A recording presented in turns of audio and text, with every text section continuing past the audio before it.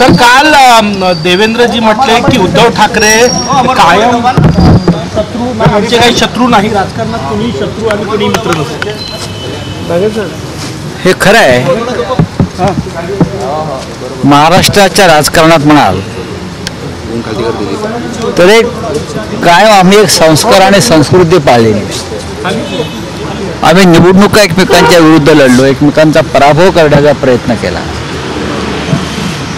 पण आमचा जो इंटरेस्ट आहे लोकशाहीमध्ये हा शेवटी राज्याचा विकास, जनतेचा विकास, आणि तो जे सरकार करतो विरोधी पक्षांना त्यांच्याकडे सकारात्मक दृष्टीनं पाहायला हवं. जसं देवेंद्रजी फडणवीस यांनी गडचिरोलीमध्ये काही चांगलं काम करण्याचा प्रयत्न केला, सुरुवात केली, आम्ही त्यांना पाठिंबा दिला.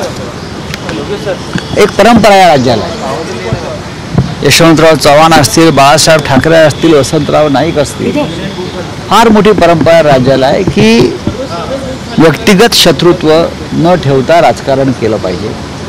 पण व्यक्तिगत शत्रुत्व ठेवून राजकारण करण्याची परंपरा महाराष्ट्रामध्ये दुर्दैवानं भारतीय जनता पक्षानं सुरू केली. हे मान्य केलं पाहिजे.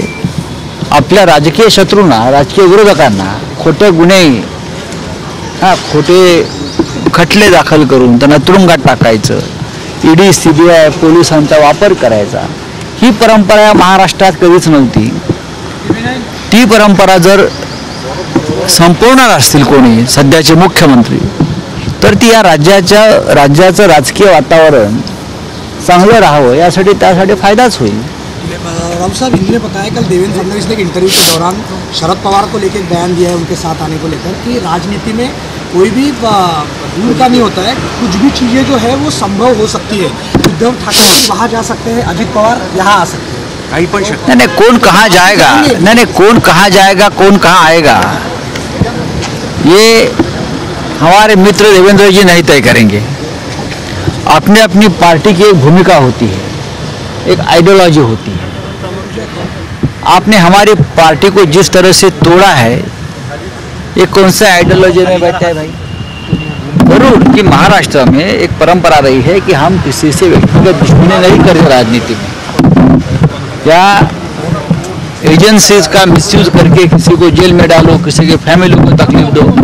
ये शुरुआत जब से भारतीय जनता पार्टी सत्ता में आई है तब से हुई है कि आपने राजकीय विरोधी को झूठे मुकदमे, झूठे अपराध में डालकर जेल में डालो, ख़त्म करो. अगर ये परंपरा आप तोड़ने जा रहे हो तो हम आपका स्वागत करेंगे, लेकिन राजनीति में जंग जारी रहेगा जब तक आप तानाशाही, या जिस प्रकार के भ्रष्टाचारियों को साथ लेकर आप सरकार चला रहे हो, ये जब तक चलेगा तब तक हमारा एक राजनीतिक जो संघर्ष है वो जारी रहेगा. शरद पवारांची पुढे असे बोलले होते की राज ठाकरे उद्धव ठाकरे, देवेंद्रजी असे बोलले होते की राज ठाकरे माझे मित्र आहे पण उद्धव ठाकरे माझे शत्रू नव्हे. चांगली गोष्ट आहे. राजकारणात कोणीच कोणाचा शत्रू आणि कायमचा मित्रही नसतो आणि कायमचा शत्रूही नसतो. आम्ही 25 वर्ष मित्र होतोच ना. देवेंद्रजी जेव्हा राजकारणात नव्हते महाराष्ट्राच्या, तेव्हापासून भारतीय जनता पक्ष आणि शिवसेनेची युती, अटल बिहारी वाजपेयी, प्रमोद महाजन, अडवाणी साहेब, आम्ही सगळ्यात भाजपचे सगळ्यात जुने आणि विश्वासार्ह मित्रच होतो. पण आज आम्ही मित्र राहिलो नाही, मित्रांना लाज घातली. त्याच्यामुळे स्वाभिमानी पक्ष असल्यामुळे आम्ही आमचं राजकारण सुरू केलं. पण राजकारणामध्ये काही असंभव नसतं. मी यासाठी सांगतो आहे की जर भारतीय जनता पक्षाचं राजकारण जे आहे हे व्यक्तिगत सुडाचं आणि व्यक्तिगत शत्रुत्वाचं आहे. या महाराष्ट्राला यशवंतराव चव्हाणांपासून बाळासाहेब ठाकरे, वसंतराव नाईक, माननीय शरद पवार असे अनेक नेते झाले. त्यांनी व्यक्तिगत सुडाचं राजकारण कधी केलं नाही, किंवा सेंट्रल एजन्सी, पोलीस यांचा गैरवापर करून आपल्या राजकीय विरोधकांना तुरुंगवास भोगायला लावलं नाही. हे सत्य आहे. ही सुरुवात या राज्यात आणि देशात भारतीय जनता पक्षाने गेल्या 10 वर्षात केल्यामुळं राज्याचं आणि देशाचं माहोल बिघडला.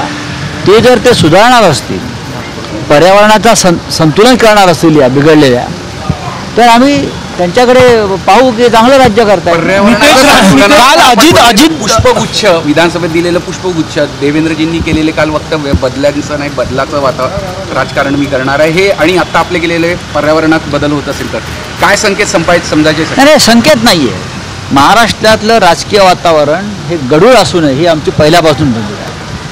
सत्तेवरती कोण येतं आणि कोण राहतं यापेक्षा हा महाराष्ट्र आणि महाराष्ट्राचं वातावरण चांगलं राहिलं पाहिजे हे विचार करणारे आम्ही लोक आहोत. कारण आम्ही बाळासाहेब ठाकरे हिंदुहृदय सम्राट त्यांच्याबरोबर आयुष्यभर काम केलेले माणसं. आम्ही कधी व्यक्तिगत शत्रुत्व ठेवलं नाही. पण हे राजकारण अशा प्रकारचं भारतीय जनता पक्षानं सुरू केलं. दुर्दैवानं देवेंद्र फडणवीस यांच्या नेतृत्वाकडनं आम्हाला एक चांगली अपेक्षा होती. पण त्यांना अशा लोकांनी घेरलं त्या काळामध्ये आणि त्यांनी फडणवीस यांची प्रतिमा पूर्णपणे मलिन करून टाकली. सर नितेश राणे ने कहा है कि ईवीएम का नया मतलब है एवरी वोट अगेंस्ट मुल्ला. हे मुझे मालूम काल अजित दादा काल म्हटले की अंथरून पाऊल पाय पसरायला पाहिजे. शेतकरी कर्जमाफीचा मी कधीही माझ्या भाषणात उल्लेख केलेला नाही.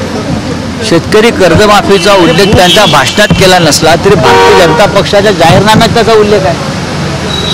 भारतीय जनता पक्षाच्या जाहीरनाम्यात 2100 रुपये लाडक्या बहिणींना आणि कर्जमाफी शेतकऱ्यांना हे भारतीय जनता पक्षाच्या जाहीरनाम्यात जर स्पष्ट लिहिलं असेल आणि त्या भारतीय जनता पक्षाच्या सरकारमध्ये आपण अर्थमंत्री असाल तर तुम्ही काय बोलताय आणि बोलला नाही तुमच्या भाषणात याला काय अर्थ राहत नाही. जाहीरनाम्यातलं प्रत्येक वचन तुम्हाला पूर्ण करावं लागेल. शेतकऱ्यांची कर्जमाफी करावी लागेल.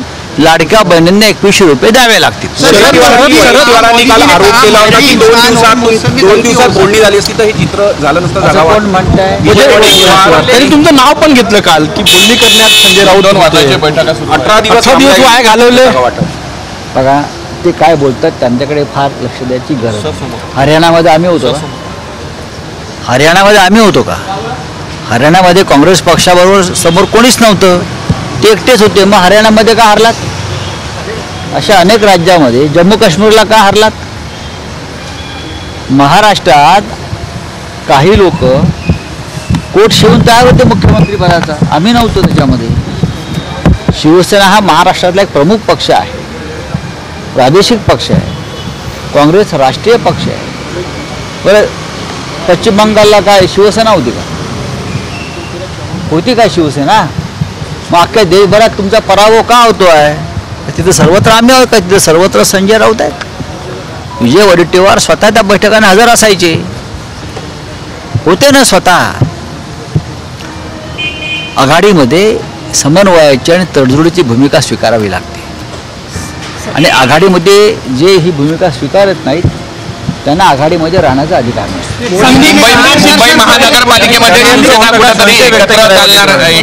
मुंबई महानगरपालिकेमध्ये कुठेतरी शिवसेना एकत्र मुंबईसह नागपूरपर्यंत मी सांगेन आम्ही स्वबळावर लढू. काय होईल ते होईल. एकदा आम्हाला आजमावायचं होतं. नागपूरला सुद्धा मी स्वबळावर लढणार आहोत. माननीय उद्धवजीने आम्हाला तसे संकेत दिले. आत्ताच मी आमचे या शहराचे शिवसेनेचे प्रमुख प्रमोद मानमोडे यांच्याशी चर्चा केली. शिवसेना शहर प्रमुख आणि असं आमचं ठरतं आहे की मुंबई असेल, ठाणे असेल, पुणे असेल, नागपूर असेल, कार्यकर्त्यांना संधी कधी मिळणार? आघाडीमध्ये मग लोकसभा विधानसभेमध्ये कार्यकर्त्यांना लढण्याची संधी मिळत नाही आणि त्याचा फटका पक्षाच्या वाढीला बसतो. महानगरपालिका, जिल्हा परिषद आणि नगरपंचायतीमध्ये स्वबळावर लढून आपापले पक्ष मजबूत करा. देश विदेशातील प्रत्येक घडामोडींचे लाईव्ह अपडेट मिळवण्यासाठी आता साम टीव्हीच्या सर्व सोशल मीडिया प्लॅटफॉर्मला लाईक, फॉलो आणि सबस्क्राईब करा. तसंच सर्व नोटिफिकेशनसाठी बेल आयकॉन प्रेस करायला विसरू नका.